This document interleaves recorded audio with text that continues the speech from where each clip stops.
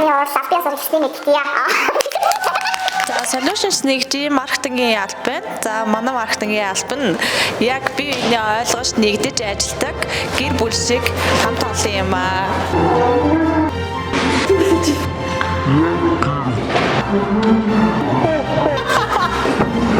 Болцоо нэг айтаа хаалны урал хийж ихээр дажин цаадахын цайнаа гарцгаа.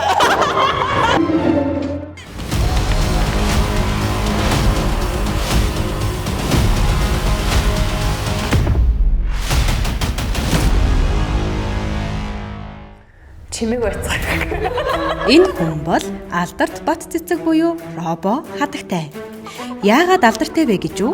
Офисын амьд домгол гэсэн үг. Борлуулалтын менежерүүд барааг нь анхаарал соёлдуулаад зогсдог байсан гэлцдэг. Түүнийг хошууд өрсөн биш, хурцгаараа хатуу хариуцлагын хан мөргөлдүүлдэг гэж ярилцсан.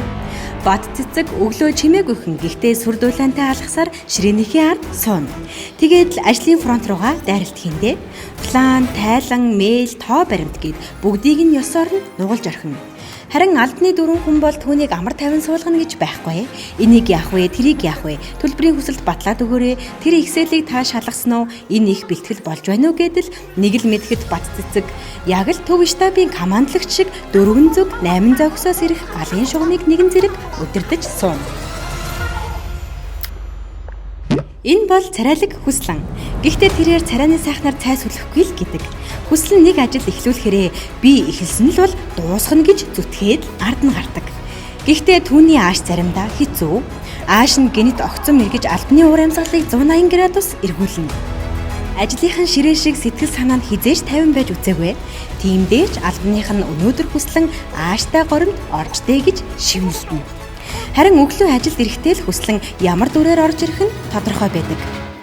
Xerox, Access, Fudu, Xero зэрэг брэндүүдийн YouTube, Facebook гээд сошиал сувгуудыг уралдуулж, пост, сториг алгадаж, тайлан төлөвлөгөө гаргаж, гэрээ төлбөрийн хүсэлтийг цугуулна. Хүслэнгийн ажил дундрашгүй.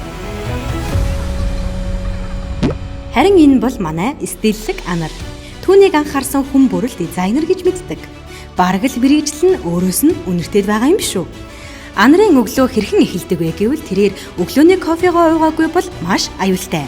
Харин кофегоо уугаад л ирэхээрээ Xerox, Access, Fudu, Xero гээд хэдэн брэндүүдийнхээ их бэлтгэлийг алгатаад л наадах чинь хэлбэр шүү дээ гээд сугдатаад гаргаж орхино. Түүний ажил бол өглөөнөөс орой хүртэл компьютерийнхаа ард боршуур, постэр, бичлэг, дизайн, амьдрал гээд бүгдийг нь маус, кейборд хоёртойгоо хамт нэг амьсгаагаар нүднэ. Харин нэг зүйл бий.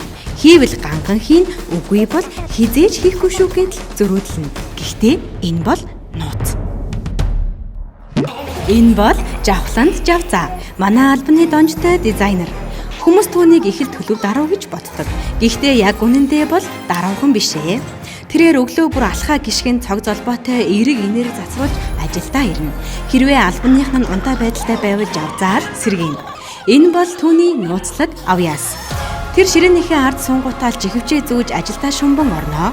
Түүний ажил бол өглөөнөөс орой хүртэл компьютерийнхаа ард Xerox, Access, Fudu, Xero зэрэг брэндүүдийн постерын их бэлтгэлийг хийж, бичлэгийг эвлүүлж дараагийн зураг авалтын төлөвлөгөөг гаргах зураа нэг гараараа Stanley-гээ татаж өөртөө ойртуулан усаа уна.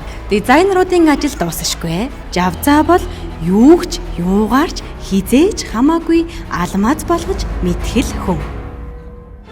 Харин энэ бол инээмсэглэл, инээд бэлэглэгч Bambi.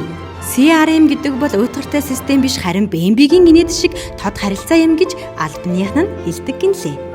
Тэрээр ажлын цагаар хөнгөн шоглоно гэхдээ датагаа хизээж тоглоом болгож үздэггүй.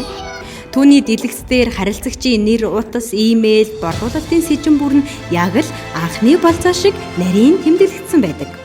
Харилцагчийн хүсэл гомдлыг ангилна, үйлчилгээний урсгалыг чиглүүлнэ, сэжин үүсгэж борлуулалтын багийг датагаар өгчнө, масс мэйл мессежийг бөмбөг шиг шиднэ. Маркетингийн баг Bambi мэдээлэл явуулсан уу гэхэд аль хэдийн илгээгдсэн гэж хариулчихсан тайлангач давхар файл болгосон сууж идэг.